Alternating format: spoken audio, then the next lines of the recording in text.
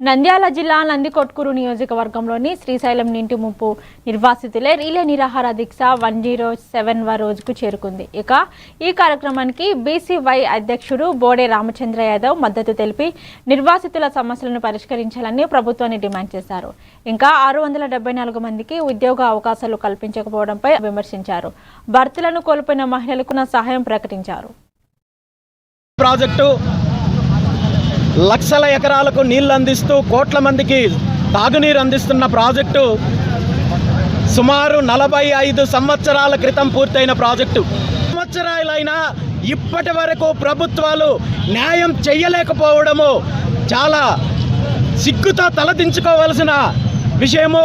ఆనాటి ప్రభుత్వము, ఆనాటి ముఖ్యమంత్రి ఎన్టీ రామారావు గారు ఇచ్చిన జీవో నంబర్ 98 ప్రకారము ప్రతి ఇంటికి ఒక్క ఉద్యోగం ఇస్తామని చెప్పి ప్రకటన విడుదల చేసి 40 సంవత్సరాలైనా కానీ ఎన్టీ రామారావు గారు కానీ, ఆ తర్వాత అధికారంలోకి వచ్చిన కోట్ల విజయభాస్కర్ రెడ్డి, నారా చంద్రబాబు నాయుడు గారు, వైఎస్ రాజశేఖర్ రెడ్డి గారు, కిరణ్ కుమార్ రెడ్డి గారు, రోజయ్య గారు, వైఎస్ జగన్మోహన్ రెడ్డి గారు, ఇప్పుడు మళ్ళీ చంద్రబాబు నాయుడు గారు